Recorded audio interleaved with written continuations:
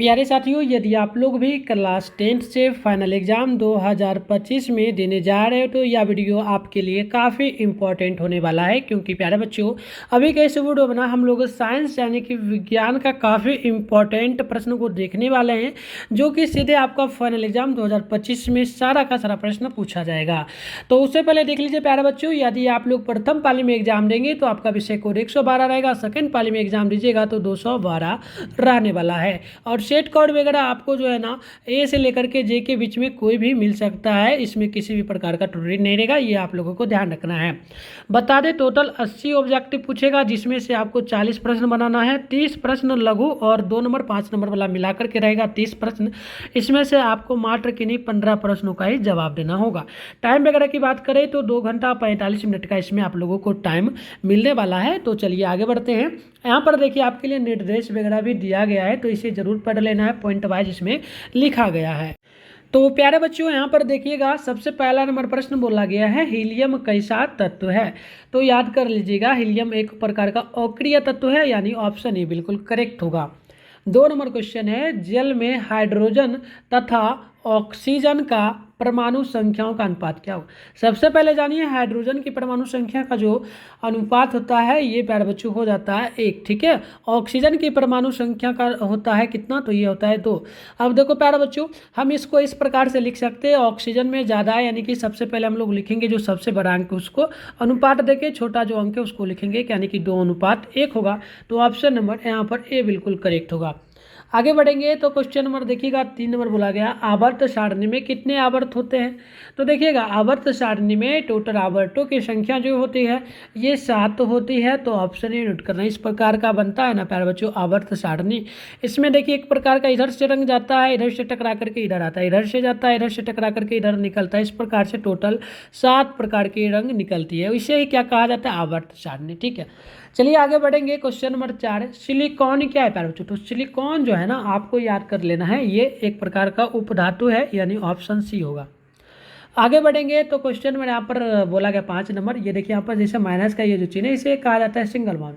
Single bound दिया गया, single bound OH जो है ना कि किस इसका जो ना क्रियाशील मूलक कौन है इनमें से, ये किस इसका नाम क्या होगा, सिंगल बाउंड OH का नाम बताना है आपको, ठीक है। तो याद कर लीजिएगा, इसका जो नाम हो जाएगा ये हो जाएगा आपका एल्कोहल, यानी ऑप्शन सी आप लोगों को नोट कर लेना है। तो प्यारे बच्चों, आगे बढ़ने से पहले ना हम आप लोगों को एक चीज़ बता दें, अगर आप लोग लाइव क्लास करना चाहते हैं तो डेली शाम में आप लोगों का इसी चैनल पे ना 6 बजे लाइव क्लास होता है, तो आप लोग जरूर जुड़िएगा। कभी लेट वगैरह हो जाता है बट डेली आपका इसी टाइम होगा।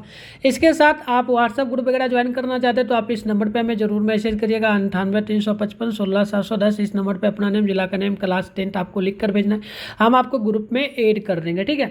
और चैनल को भी जरूर सब्सक्राइब कर लीजिएगा, नोटिफिकेशन कॉल पे प्रेस कर लीजिएगा ताकि क्लास जैसे होगा नोटिफिकेशन आपको मिलेगा। चलिए तो आगे बढ़ते हैं। 6 नंबर क्वेश्चन है, प्रकृति में ऑक्सीजन का संतुलन कैसे बना रहता है। ऑक्सीजन की परमाणु संख्या क्या होती है, O2 होती है ना। तो याद रखिएगा इसका सूत्र होता है O2, परमाणु संख्या की बात अगर करें तो 2 होता है, ठीक है। सभी तरह का बात आपको याद रखना है। तो इसका ऑप्शन होगा बी, यानी कि प्रकाश संश्लेषण के द्वारा होता है, तो ऑप्शन बी नोट करना है। आगे बढ़ेंगे। क्वेश्चन नंबर 7 है, पौधों में श्वसन क्रिया के अंतर्गत ATP के टूटने पर कितनी ऊर्जा निकलती है। तो ATP जब भी टूटता है ना श्वसन के दौरान, यानी जब हम लोग सांस लेते हैं, तो लगभग प्यारे बच्चों याद कर लीजिएगा आप लोग, ऑलमोस्ट अगर देखा जाए ना तो लगभग जो है ना 30.5 किलो जो ना किलो जूल प्रति मोल लगभग निकलता है। तो ऑप्शन आप लोग यहाँ पर ए नोट कर लीजिएगा, ठीक है। चलिए आगे बढ़ते हैं। अगली प्रश्न 8 नंबर देखिए, मानव हृदय में कितने कोष्ठ होते हैं। तो याद कर लीजिए 8 का बिल्कुल ऑप्शन डी होगा, यानी कि 4 कोष्ठ होते हैं ना। आगे बढ़ते हैं। 9 नंबर क्वेश्चन है, मानव हृदय का औसत प्रकुंचलन दाब लगभग कितना होता है। तो आपको याद कर लेना है, 9 का राइट आंसर ऑप्शन ए होगा, लगभग 120 मिमी हाइपोग्राम होता है, ऑप्शन ए नोट कर लेना, ठीक है। देखो बता दें प्यारे बच्चों, ये आप लोगों का जो है ना ऑलमोस्ट हम इसमें 1000 क्वेश्चन को करने वाले हैं, ठीक है। 1000 क्वेश्चन को हम लोग करेंगे, ठीक है। अभी के इस वीडियो में हम लोग मात्र 40 क्वेश्चन को करेंगे, इसके बाद नेक्स्ट क्लास होता रहेगा। हिंदी का भी पीछे हो चुका है और चैप्टर वाइज भी होता है। प्लेयर लिस्ट चैनल के प्लेयर लिस्ट में जाकर के जो ना Hindi 10th Hindi foundation batch है, 10th साइंस फाउंडेशन बैच 2025 का नाम से मिलेगा। चैप्टर सुपरवाइजर जा करके कर सकते हो। ये आपका चल रहा है इंपॉर्टेंट करके कह सकते हो एक प्रकार से प्यारे बच्चों कि ये जो है ना आपका बस एग्जाम के लिए चल रहा है क्रैश कोर्स, इस प्रकार से चलेगा। तो ये भी आपका चलते रहेगा, तो आप जरूर जुड़िएगा। आगे बढ़ते हैं 10 नंबर के पौधों में बाष्पोत्सर्जन किस भाग में होता है, तो आप 10 नंबर का नोट करिएगा, ऑप्शन सी लगभग होगा, ये पत्ता में होता है।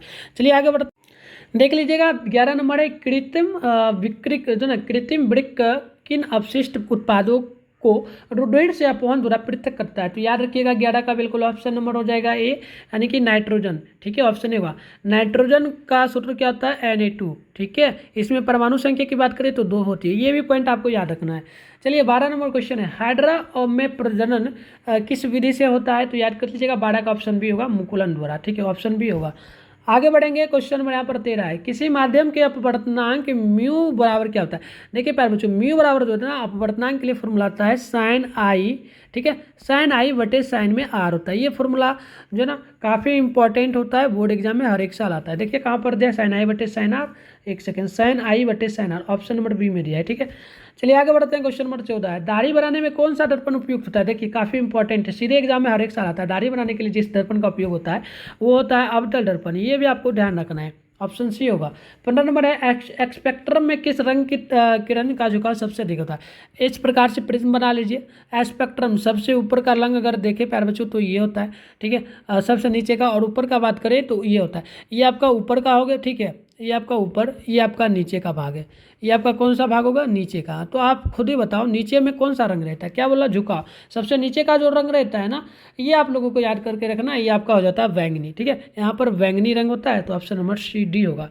अगर सबसे अधिक झुकाव बोलता तो हम लोग लाल में मारते, क्योंकि यहाँ पर लाल होता है। ठीक है, तो ये ध्यान रखना। चलिए आगे बढ़ देखिएगा। 16 नंबर क्वेश्चन क्या बोला, प्रश्न बोला, विद्युत धारा के किस प्रभाव पर कार्य करती है, यानी काम करती है। तो याद कर लीजिए 16 का ऑप्शन नंबर ए होगा, उसमें प्रभाव पर, ऑप्शन नंबर ए होगा। आगे बढ़ेंगे तो क्वेश्चन नंबर आपके सामने 17 है, किसी कुंडली का प्रतिरोध ज्ञात करने के लिए हम लोग कौन सा फॉर्मूला जो ना यूज करते हैं कुंडली का प्रतिरोध निकालने के लिए, तो सूत्र पूछा। ठीक है, याद कर लीजिए 17 का राइट आंसर भी होगा, यानी कि R बराबर V बटे आई, यानी ऑप्शन नंबर बी बिल्कुल करेक्ट होगा। ठीक है, आगे बढ़ेंगे। 18 में क्वेश्चन है, डायनेमो से किस प्रकार की धारा प्राप्त होती है, डायनेमो से। ठीक है, याद कर लीजिएगा 18 का बिल्कुल ऑप्शन नंबर सी होगा, यानी कि एक तो दिष्ट धारा, प्रत्यावर्ती धारा, यानी कि ऑप्शन सी में दिया है, दोनों धाराएं, तो ऑप्शन सी नोट कर लीजिएगा। आगे बढ़ेंगे। 19 नंबर है, डेंगू उत्पन्न करने वाला मच्छर जो होता है, मच्छर किस तरह के जल में रहता है। तो जो डेंगू उत्पन्न करता है वो मच्छर जो रहता है ना, वो साफ जल में रहता है। बिल्कुल ध्यान रखिएगा, गंदा जल में नहीं टिक मारिएगा। किस में मारना है, ऑप्शन ए में। चलिए 20 नंबर है, निम्नलिखित में से कौन बायोगैस ईंधन का स्रोत नहीं है। तो बायोगैस ईंधन का स्रोत पहले जान लीजिए ना कौन कौन होता है। एक लकड़ी होता है, ठीक है, उसके बाद गोबर गैस भी होता है, कोयला भी है, लेकिन नाभिकीय ऊर्जा जो है ये पेट्रोल से बनता है। तो ऑप्शन सी नोट करना है, पूछा हमें कौन नहीं है। ठीक है, बोला कि कौन नहीं है, यही ना पूछा, तो ऑप्शन सी होगा, याद कर लीजिएगा। इसके आगे 21 नंबर देखिए, पायरुवेट के विखंडन से कार्बन डाइऑक्साइड तथा जल कार्बन डाइऑक्साइड चूंकि जल तथा ऊर्जा देता है। बताइए यह किस प्रकार की क्रिया होगी। तो देखो, जब भी कार्बन डाइऑक्साइड मिल करके जल मिल करके ऊर्जा देता है, कार्बन डाइऑक्साइड, ठीक है, और जल मिल करके जब भी ऊर्जा देगा तो वह किस प्रकार की क्रिया बनेगी, तो याद कर लीजिएगा, बिल्कुल याद कर लेना। ये हो जाता है आपका जो ना माइटोकॉन्ड्रिया में, तो ऑप्शन बिल्कुल भी करेक्ट हो जाएगा। चलिए आगे बढ़ते हैं। 22 नंबर प्रश्न क्या बोला आपसे, प्रश्न बोला कि निम्न में से कौन सा पदार्थ लेंस बनाने के लिए प्रयुक्त नहीं किया जा सकता। तो लेंस बनाने के लिए हम लोग किस चीज़ का उपयोग करते हैं, सबसे पहले जान लीजिए। पहला काम होता है जल का, कांच का, प्लास्टिक का, लेकिन मिट्टी का उपयोग नहीं होता है, तो ऑप्शन डी नोट कर लेना है। चलिए आगे बढ़ेंगे। क्वेश्चन नंबर 23 है कि किसी बिंब का वास्तविक प्रतिबिंब, वास्तविक मतलब बिल्कुल सीधा और समान आकार का प्रतिबिंब प्राप्त करने हेतु बिंब को हम लोग जो है ना, यानी कि बिंब जो है ना वस्तु को हम लोग कहाँ रखेंगे प्यारे बच्चों। ठीक है, वस्तु को उत्तल लेंस के सामने कहाँ रखेंगे, तो प्रतिबिंब कैसा हो, वास्तविक हो, समान हो और समान प्रकार का दिखाई दे, तो बिल्कुल याद कर लीजिएगा, हम लोग रखेंगे वक्रता केंद्र पर, ऑप्शन नंबर बी होगा। आगे बढ़ेंगे। क्वेश्चन नंबर आपके सामने 24 है, सामान्य दृष्टि से वयस्क के लिए सुस्पष्ट दर्शन की अल्पतम दूरी लगभग कितनी होती है। तो याद कर लीजिएगा, हमारा आंख अगर सही है, बिल्कुल किसी भी प्रकार का रोग नहीं है इसमें, तो हम लोग लगभग जो है ना 25 सेंटीमीटर तक देख सकते हैं। ठीक है, तो ऑप्शन नंबर बिल्कुल सी होगा। एक सेकेंड, सामान्य दृष्टि वयस्क के लिए, यानी कि हाँ मान लो आँख में सामान्य दृष्टि के लिए अल्पतम, न्यूनतम, अल्पतम बोला ना, ठीक है, अल्पतम बोला, यानी कि अगर आँख खराब है तो हम लोग 25 सेंटीमीटर तक देख सकते हैं। ये आप लोग सी नोट कर लीजिएगा। चलिए आगे बढ़ अब आप लोगों को बतलाना है कि लोहे की परमाणु संख्या क्या होती है, ठीक है। आयरन का परमाणु संख्या बतलाना है ना, तो याद कर लीजिएगा 25 का ऑप्शन नंबर बिल्कुल यहाँ पर भी होगा, ये आपका 25 हो जाएगा, ठीक है। चलिए ऑप्शन सी होगा। 26 नंबर है, कोई विलियन लाल लिटमस पत्र को क्या कर रहा है, लाल लिटमस पत्र को नीला कर दे रहा है, तो बिल्कुल आप बताइए उसका पीएच मान कितना होगा। क्यों, जब लाल लिटमस पत्र को नीला किया जा रहा है तो उस टाइम उसका पीएच मान कितना होगा, ठीक है। तो याद कर लीजिएगा आप, बिल्कुल लगभग ये हो जाता है 10 पीएच मान होगा, ठीक है। चलिए आगे बढ़ेंगे तो क्वेश्चन नंबर 27 है, आधुनिक आवर्त सारणी में वर्गों की संख्या कितनी होती है। आधुनिक आवर्त सारणी की बात बोली गई है, ठीक है। आधुनिक काल मत समझना आप लोग। चलो तो 27 का क्या होगा, ऑप्शन नंबर बी होगा, नोट कर लीजिएगा, लगभग 18। क्वेश्चन नंबर आपसे 28 नंबर बोला, सिंगल बॉन्ड CH अभिक्रिया मूलक को क्या कहेंगे। तो देखो सिंगल बॉन्ड CH जो है प्यारे बच्चों, इसका नाम क्या है, नाम आपसे पूछा, याद कर लीजिएगा, एल्डिहाइड ये नाम कहलाता है। ऑप्शन नंबर ए बिल्कुल करेक्ट होगा।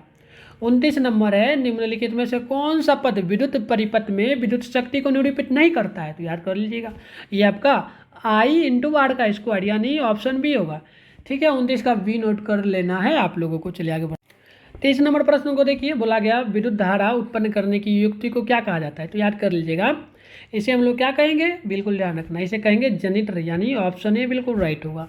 आगे बढ़ते हैं, 31 नंबर क्वेश्चन है, लघुपठन के समय परिपथ में विद्युत धारा का मान क्या हो सकता है।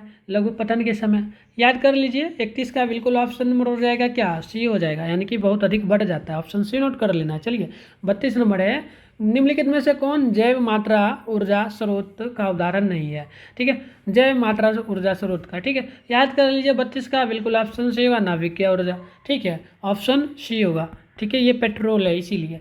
चलिए 33 नंबर क्वेश्चन है, कोई तत्व ऑक्सीजन के साथ अभिक्रिया कर उच्च गलनांक वाला यौगिक निर्मित करती है, बताइए यह यौगिक जल में विलय है। तो यह तत्व कैसा हो सकता है, कौन सा तत्व हो सकता है, याद कर लीजिए, बिल्कुल 33 का राइट आंसर हो जाएगा ए, यानी कि CA होगा, यानी ऑप्शन ए करेक्ट होगा। 34 नंबर क्वेश्चन है, एथेन का आणविक सूत्र यदि C2H6 है तो इसमें जो ना सहसंयोजक बंधन कितना होगा। तो याद क्या करना है आप लोगों को, लास्ट वाला जो 6 है बस वही हो जाएगा, ऑप्शन ए नोट कर लेना है, ठीक है। ऐसे ही करना है, जब भी इस प्रकार का दे तो आपको याद कर लेना है, ठीक है। चलिए तो 35 नंबर क्वेश्चन है, ओजोन के अणु में ऑक्सीजन के परमाणु संख्या कितनी होती है। ओजोन में, ठीक है, ओजोन में क्या होती है परमाणु संख्या, फटाफट से बताइए, ठीक है। 35 है ना, याद कर लेना है, O3 ओजोन का सूत्र होता है O3, इसमें परमाणु संख्या कितना होगा, 3 है तो 3 होगा, बिल्कुल ऑप्शन नंबर सी नोट कर लेना है।